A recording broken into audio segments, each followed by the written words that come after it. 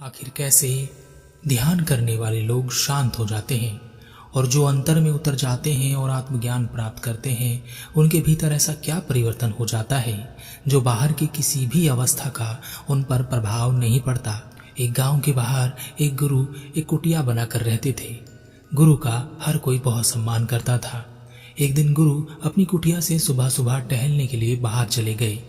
जब वह वापस आए तो उन्होंने देखा कि उनकी कुटिया जल रही है, उनके आश्रम में तोड़फोड़ की जा रही है। लोग गुरु को बुरे से बुरे अपशब्द कह रहे हैं। वहां पर गांव का मुखिया भी था। गुरु ने मुखिया के पास आकर कहा, क्यों भाई, यह सब क्या हो रहा है? मुखिया ने गुरु को देखते ही अब शब्द बोलने शुरू कर दिए और गुरु को धक्का देकर नीचे गिरा दिया। गुरु खड़े हुए और फिर से कहा, यह सब तो ठीक है, पर आप सब यह कर क्यों रहे हैं? मुखिया ने एक नवजात बच्ची को गुरु की गोद में देते हुए कहा, पहचानते हो इसे? गुरु ने कहा, नहीं, पर प्यारा बच्चा है। मुखिया ने कहा, प्यारा तो लगेगा ही, तुम्हारा ही है। तुमने मेरी बच्ची को बहला फुसला कर उसे माँ बना दिया। मैं कितने दिनों से उससे यह पूछ रहा था कि इस बच्चे का बाप कौन है। कल जब यह बच्ची पैदा हुई तब उसने बताया कि इस बच्चे के पिता तुम हो। गुरु ने कहा, अच्छा ऐसा है क्या? मुखिया ने कहा, अब इस बच्ची को संभालो, इससे हमारा कोई नाता नहीं है, तुम्हारी है तुम ही रखो। गुरु मुस्कुराए और गुरु ने कहा, सौभाग्य है, इस बच्ची को संभालना मेरा सौभाग्य है। सभी लोग वहां से चले गए। धीरे धीरे समय बीता और बच्ची को भूख लगने लगी। बच्ची को भूखा देख गुरु भिक्षा मांगने के लिए निकल पड़े, पर गुरु को कोई भी भिक्षा देने के लिए तैयार ही नहीं था। वह जहां भी जाते लोग उन्हें अपशब्द कहने लगते। वह कहते कि तुम जैसे भेड़िए से हम अपने बच्चों की रक्षा कैसे करेंगे? इसलिए जिंदा रहना चाहते हो तो यहाँ कभी मत आना।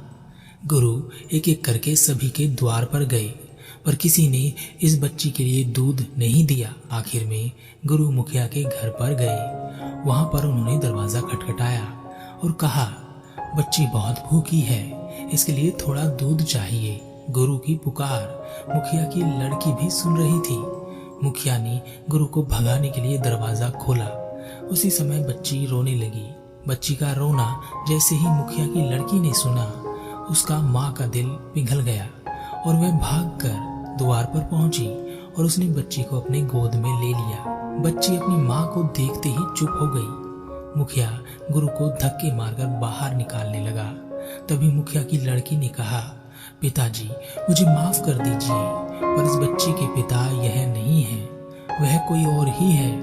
यह सुनते ही मुखिया के जैसे होश उड़ गए और वह गुरु के चरणों में गिर गया और कहा, गुरुदेव मुझसे यह कैसी भूल हो गई? मेरी बेटी ने मुझसे झूठ बोला था, आप इस बच्ची के पिता नहीं हैं। गुरु ने कहा, अच्छा ऐसा है क्या?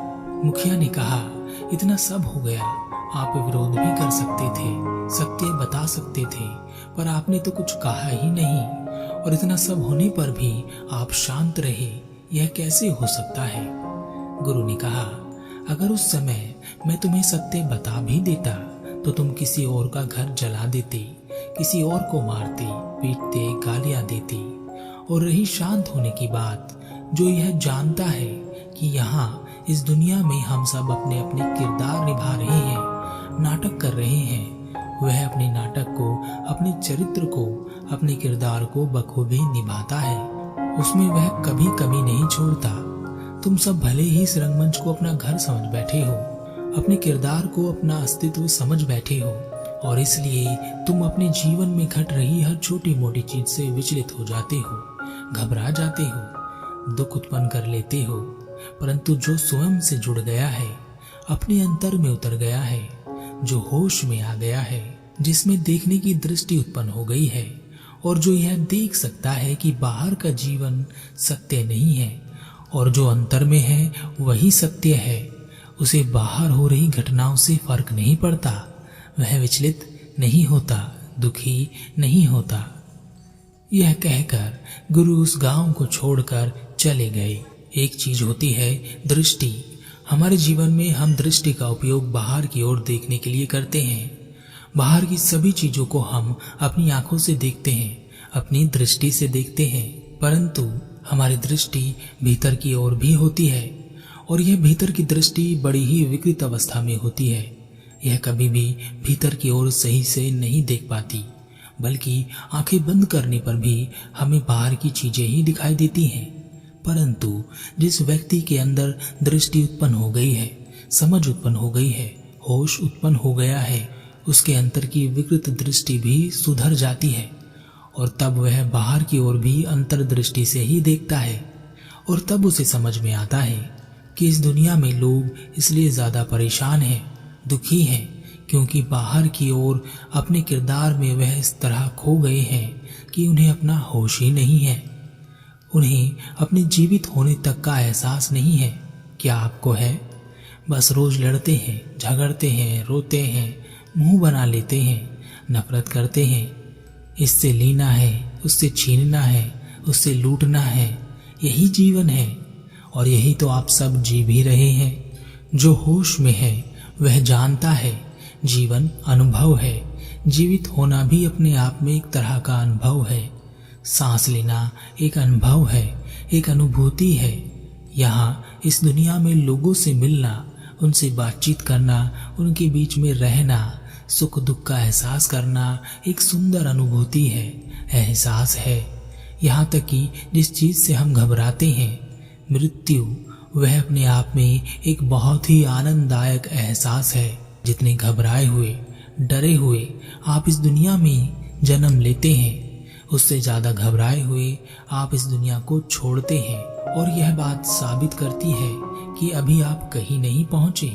जन्म से लेकर मृत्यु तक आप वहीं के वहीं हैं। आपकी अंतर यात्रा शुरू नहीं हुई है। तो जो लोग भी ध्यान को प्राप्त हुए हैं वह शांत हो गए हैं, क्योंकि उन्हें बाहर की दुनिया का खेल पता चल गया है और भीतर के आनंद ने उन्हें शांत कर दिया है। अब उन पर बाहर की परिस्थितियों का प्रभाव नहीं पड़ता। इस बात को आप थोड़ा इस तरह से समझ सकते हैं। जब आप कोई मूवी या पिक्चर देख रहे होते हैं तो आप उसमें इतना खो जाते हैं कि आप अपने आप को भूल जाते हैं और मूवी के सुख और दुख आप पर हावी होने लगते हैं। आपके भीतर तरह तरह के इमोशन जागने लगते हैं। मूवी के साथ कभी आप सुख का अनुभव करते हैं, कभी दुख का, तो कभी आत्मग्लानि का, तो कभी अभिमान का, कभी कभी तो आप रोने भी लगते हैं। उस पर्दे पर जब कोई मरता है तो आप दुख से घिर जाते हैं। इसी तरह हम इस दुनिया में खो गए हैं, और जब आप मूवी खत्म होने पर बाहर भी आते हैं तब भी आप उस मूवी के, उस पिक्चर के वश में ही होते हैं। कुछ लोग तो कई दिनों तक रहते हैं और उसी के बारे में सोचते रहते हैं। ठीक इसी प्रकार हम इस दुनिया में घट रहे रंगमंच के नाटक पर खो गए हैं और अपनी वास्तविकता को खो बैठे हैं। क्या आप अपने आप को खोजने के लिए तैयार हैं, या इसके लिए आप कोई दूसरे जन्म का इंतजार कर रहे हैं, या आपको यह सब बातें व्यर्थ की लगती हैं?